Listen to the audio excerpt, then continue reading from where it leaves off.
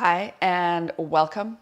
Today's class is a class I've been wanting to record for quite a while now, and I did a blog post with a very short video a while back on the subject. It is, of course, nerve flossing. I wanted to do a whole class basically devoted to nerve flossing. I'm getting such a response when I do my in-person classes with this work.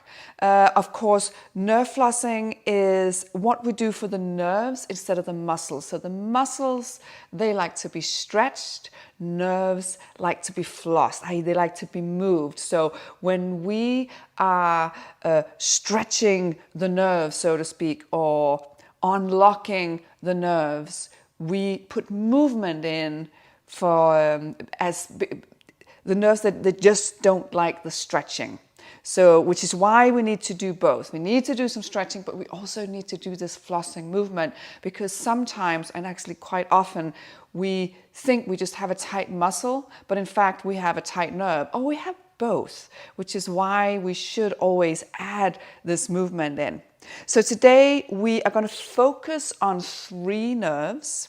And one is the ulnar nerve. It goes all the way through your neck, shoulder, arm, all the way into your hand. And the second nerve we're going to focus on the sciatic nerve, the one that goes down your back, all the way down the back leg, ends up underneath your foot. And the third nerve we're going to focus on is the femoral nerve. And this is basically what the sciatic nerve is to the back. It is to the front. So the femoral nerve goes through your psoas muscle and all the way into your hip flexor. We tend to think so much about the sciatic nerve because most of us have probably experienced some sciatic discomfort going through your lower back, into your butt, kind of into your leg. Femoral nerve is, I think a lot of us have issues with this one, can have a trapped femoral nerve, but not know it. If this movement causes you discomfort, this lifting of the leg in the hip flexor, you've gone, oh, I got a little bit of soreness in my hip flexor, there's a good chance that's femoral nerve stuff. We often get a trapped femoral nerve because it kind of goes through the psoas muscle, which is this big long muscle that attaches your spine to your leg. And the more time we spend sitting down and in this bent position, the more chances of the femoral nerve kind of getting trapped, the more likely for that to happen. It's more likely for that to happen. So we're going to be working on that today. Now, some of us are going to feel a lot of intensity with some of this. Some of us are going to feel less. And it doesn't mean that it shouldn't be addressed in your body. It's just that, you know what, nerves and pain in our body are very, very individualized. And it's really on what does our brain perceive this to be. Remember, we don't have nerve, or we don't have pain receptors in our body. A lot of people think we do. We don't. We have this thing called neuroreceptors. And these neuroreceptors, all they do is they get information for what's going on in the body, and they're going to send it up to the brain, and the brain perceives a threat level. And that depends on your brain. That depends on previous experiences. That depends on even as light as what you've been told. That makes the brain decide how to respond to this information it gets. So for example, if I sit here now and tell you, we're going to do this exercise and it's going to hurt like hell. I'm giving you that information.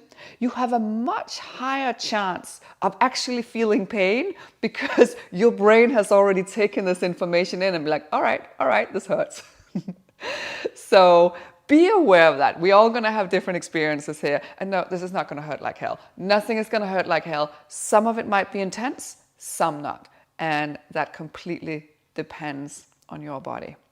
So right, let's get started. Come to a comfortable seat. Gonna stay up nice and tall. We're still doing yoga somewhat. And you're going to close your eyes. Start breathing through your nose. Deepening the breath. Let that breath travel all the way into your lower belly.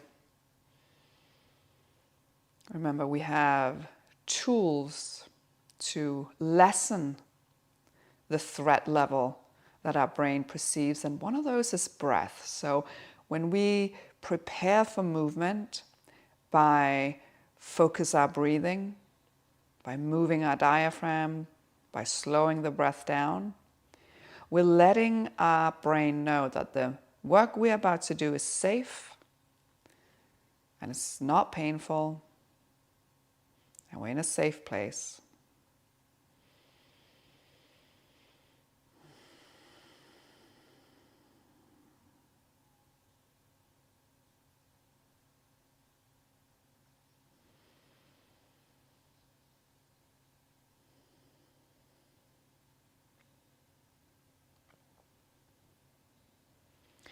And then blink your eyes open.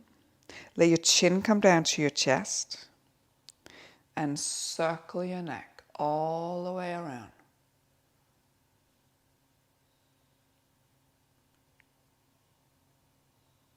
One more time.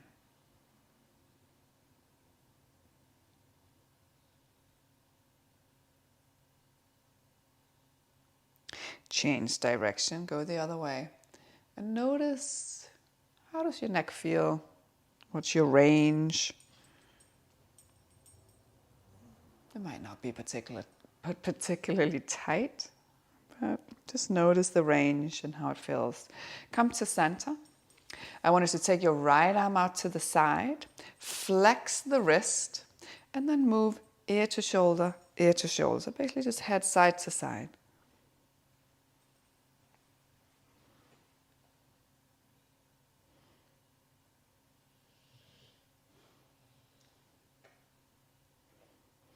And the next time your left ear comes over to your left shoulder, I want you to hold it there and then lift your shoulder up and down, up and down.